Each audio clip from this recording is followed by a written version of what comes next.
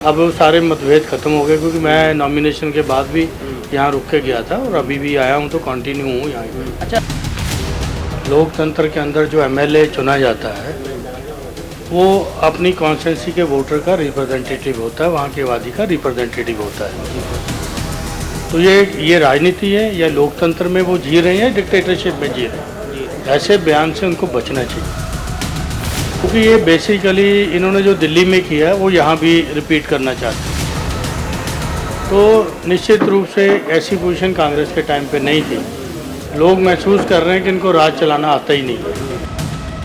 तो जो ये रैंसम की धमकियाँ आ रही हैं या और चीज़ों की आ रही हैं, ये सरकार को देखना चाहिए कि उनको लोगों ने चुना इसलिए है कि आम शहरी की जान माल की सुरक्षा गवर्नमेंट करे। नहीं, अब ये इंटरनल उनका क्या है मैं ये नहीं करता हूँ। अगर ये मोटिव उनका ये है तो ये बहुत ही गलत मतलब है। ਲੁਧਿਆਣਾ ਦੀ ਸਿਆਸਤ ਲਗਾਤਾਰ ਭਖਦੀ ਹੋਈ ਨਜ਼ਰ ਆ ਰਹੀ ਹੈ ਤੇ ਉੱਤੇ ਹੀ ਮੁਕਾਬਲੇ ਦੇ ਵਿੱਚ ਆਮ ਆਦਮੀ ਪਾਰਟੀ ਤੇ ਕਾਂਗਰਸ ਦੇ ਵਿੱਚ ਕਾਫੀ ਜ਼ੋਰਾ ਸ਼ੋਰਾ ਦੇ ਨਾਲ ਮੁਕਾਬਲਾ ਜਿਹੜਾ ਕਿ ਦਿਖਦਾ ਹੋਇਆ ਨਜ਼ਰ ਆ ਰਿਹਾ।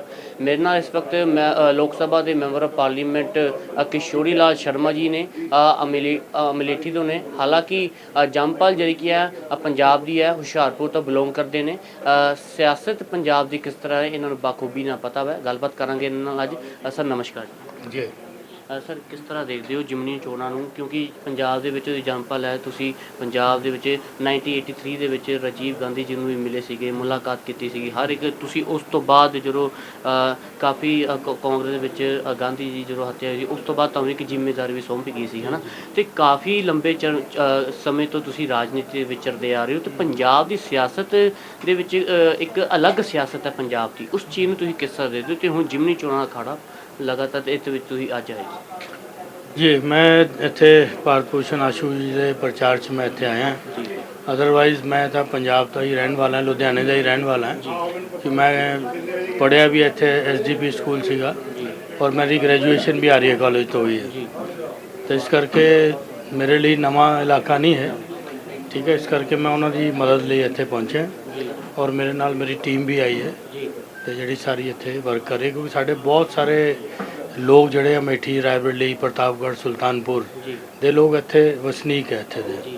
ਤੇ ਇਹ ਮੇਰੇ ਇਲੈਕਸ਼ਨ 'ਚ ਵੀ ਜਾਂਦੇ ਆ ਉੱਥੇ ਜਦ ਅਸੀਂ ਮੈਂ ਇਲੈਕਸ਼ਨ ਲੜਿਆ ਸੀ। ਅੱਛਾ ਸਰ, ਆਸ਼ੂ ਜੀ ਜਿੱਤਣ ਦੇ ਕਾਰਨ ਤਾਂ ਚਲੋ ਠੀਕ ਹੈ, ਪਰ ਲਗਾਤਾਰ ਇੱਕ ਅਰਵਿੰਦ ਕੇਜਰੀਵਾਲ ਵੱਲੋਂ ਬਿਆਨ ਦਿੱਤਾ ਗਿਆ, ਉਹ ਕਾਫੀ ਵਾਇਰਲ ਜਿਹਾ ਹੋ ਰਿਹਾ ਸੋਸ਼ਲ ਮੀਡੀਆ 'ਤੇ। ਅਗਰ ਮੌਜੂਦਾ ਸਰਕਾਰ ਬਣਾਓਗੇ, ਜਨ ਸਭਾ ਦੇ ਵਿੱਚ ਇਹ ਕਿਹਾ ਗਿਆ, अगर मौजूदा सरकार बनाओगे, सुनिया तुसी ये बयान सुनिया, तो उसके बारे की कहना चाहोगे? देखो एक्चुअली क्या है कि लोकतंत्र की परंपराओं का उनको शायद ज्ञान नहीं है। लोकतंत्र के अंदर जो एमएलए चुना जाता है वो अपनी कॉन्स्टिट्यूंसी के वोटर का रिप्रेजेंटेटिव होता है, वहाँ के वादी का रिप्रेजेंटेटिव होता है। तो उसको विधानसभा में अपनी आवाज़ उठाने का हक है। अगर वो ये कहते हैं तो ये उनका अहंकार बोल रहा है कि हमारी गवर्नमेंट हम चुने हुए प्रतिनिधि का जो उसका राइट बनता है उसको नहीं देंगे। तो ये राजनीति है या लोकतंत्र में वो जी रहे हैं, डिक्टेटरशिप में जी रहे हैं। ऐसे बयान से उनको बचना चाहिए। पर सर सवाल इत्थे उठदा हुआ है, बोर्डा के उत्ते एडा एडा वड्डा वड्डा लाया, ना हंकार ना गुस्सा ना हंकार काम होंगे लगातार। फिर एक आधा हंकार होया है, कोई डिफरेंट हंकार है? नहीं, आप देखो ना कि आप ये बताओ, 3 साल से तो लोग उनको देख ही लिया ना, उनके एमएलए भी यहाँ पे हैं, ठीक है, उन्होंने देख लिया। ये जनता के ऊपर छोड़ देना चाहिए कि फैसला क्या देंगे वो। अच्छा, शराब माफिया को किस तरह देखते हैं? रेत माफिया तो चलो चलता ही आ रहा था, शराब माफिया भी अब तो शुरू हो चुका है, क्योंकि ये बेसिकली इन्होंने जो दिल्ली में किया है वो यहाँ भी रिपीट करना चाहते हैं। दिल्ली वालों ने इनको खदेड़ दिया, अब यहाँ की जनता ने इनको खदेड़ देना है। तो ये यहाँ की जनता फैसला लेके मन में बैठी है। अच्छा, बात कीजिए सर जिमनी चोरों का जब ऐलान हुआ था तो 3 लड़कों की मौत हो गई थी, एक राहों रोड के आगे जाकर, नूरा वाले के पास जाकर। तो कैसे देखते हैं कि ऐसे ही पंजाब की जवानी गिरती जाएगी? देखिए, पंजाब में जो लॉ एंड ऑर्डर की सिचुएशन है वो तो ठीक नहीं है, क्योंकि आम शहरी इस चीज़ को महसूस कर रहा है कि लॉ एंड ऑर्डर की पोजीशन सही नहीं है। तो निश्चित रूप से ऐसी पोजीशन कांग्रेस के टाइम पे नहीं थी। लोग महसूस कर रहे हैं कि इनको राज चलाना आता ही नहीं है, ठीक है। मिमिक्री करना एक अलग बात है और राज चलाना एक अलग बात है। अच्छा सर, आजकल कैसे देखते हैं, अगर आपने कहा ना ये कि अभी आम व्यक्ति सुरक्षित नहीं है, लोग सोते हैं, अगर आम व्यक्ति सुरक्षित नहीं है तो पत्रकार, तो पुलिस वाले या नेता या बड़े बड़े लीडर तो कैसे सेफ हैं? क्योंकि पिछले ही कुछ दिनों में गोली मारकर हत्या कर दी गई, और किसी को धमकी मिल रही है पार्टियों को, ये कैसे कि मतलब लॉ एंड ऑर्डर देखते हैं आप? लॉ एंड ऑर्डर सिचुएशन मैंने पहले ही बोला कि ठीक नहीं है, क्योंकि इसमें आम शहरी का विश्वास सरकार में तब होता है जब वो अपने जान माल को सुरक्षित समझता है, तो वो चीज़ यहाँ पे नहीं है। तो जो ये रैंसम की धमकियाँ आ रही हैं या और चीज़ों की आ रही हैं, ये सरकार को देखना चाहिए कि उनको लोगों ने चुना इसलिए है कि आम शहरी की जान माल की सुरक्षा गवर्नमेंट करे, क्योंकि ये हमारे टैक्स पेयर से ही गवर्नमेंट चलती है। वो टैक्स इसलिए देती है जनता कि उनके जान माल की सुरक्षा हो, तो ये उनका दायित्व है, उनको करना चाहिए। अच्छा सर, आजकल जो कहा जा रहा है लोगों की तरफ से और विरोधी पार्टियों की तरफ से कि एक राज्यसभा की सीट छोड़कर क्या एमएलए की सीट पर है, क्या प्रमोशन होनी चाहिए या नीचे आना चाहिए? नहीं देखो, ये तो उनकी पार्टी का इंटरनल फैसला है, उन्होंने क्या सोच के किया। फिर भी नहीं, क्या लेकिन मतलब ये है कि आपका राज्यसभा एक अपर हाउस होता है, तो अपर हाउस की एक अपनी गरिमा होती है। अब ये इनकी पार्टी का फैसला है, उस पर ऊपर मेरे को कोई बहुत ज़्यादा बोलना नहीं है, क्योंकि वो लगता है केजरीवाल की ये सीट नहीं, अब ये इंटरनल उनका क्या है मैं ये नहीं करता हूँ। अगर ये मोटिव उनका ये है तो ये बहुत ही गलत मतलब है, क्योंकि मैं ये मानता हूँ कि वो अपने आप को कहते थे I am the man of the masses, तो फिर इस तरह से अपर हाउस में जाना नहीं चाहिए उनको, अगर ये उनकी मंशा है तो। बाई इलेक्शन को कैसे देख रहे हैं? आज यहाँ पे आप आए हैं मुहिमा नहीं, यहाँ पे देखिए एकजुट होकर कांग्रेस लड़ रही है। सबसे बड़ी बात जो एक परसेप्शन सा पहले बना था कि यहाँ मतभेद हैं हमारे उसके अंदर, अब वो सारे मतभेद खत्म हो गए, क्योंकि मैं नॉमिनेशन के बाद भी यहाँ रुक के गया था और अभी भी आया हूँ, तो कंटिन्यू हूँ यहाँ।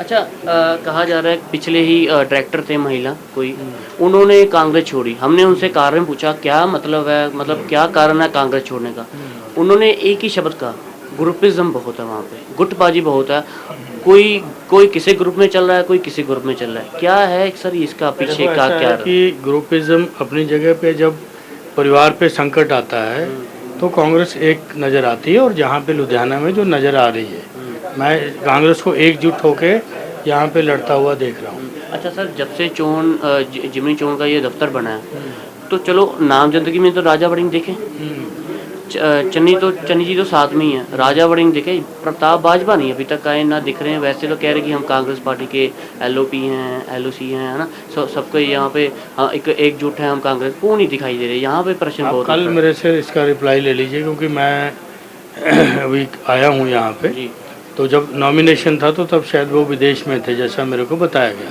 मेरी बात नहीं हुई, तो मैं आज आया हूँ तो बात भी करूँगा उनसे। लेकिन राजा वड़िंग तो प्रधान है पंजाब के, वो आएंगे, क्यों नहीं आएंगे, वो तो साथ, ठीक है, वो आएंगे, एक बार भी नहीं आए यहाँ। नहीं आएंगे, क्यों नहीं आएंगे, ठीक है, हमारे प्रधान है भूपेश बघेल जी, हमारे इंचार्ज हैं, he is coordinating all the things. अच्छा, सम्मन को कैसे देखते हैं, विजिलेंस का सम्मन को कैसे देखते हैं? एसएसपी को सस्पेंड कर दिया, विरोधी पार्टी कह रही है कि इनका कोई तालमेल है, ठीक है, ये इस चीज़ को कैसे देखते हैं? सम्मन किसका ताल को भेजा नहीं, सम्मन तो जब केस ही क्वैश कर दिया तो सम्मन किस बात का, हाई कोर्ट ने क्वैश किया ना उनको। पहले कह रहे थे कोई संबंध है इनके दोनों में, अदारी के पुलिस वाले के आशु जी का संबंध है, इन्होंने जानबूझ के बचाया।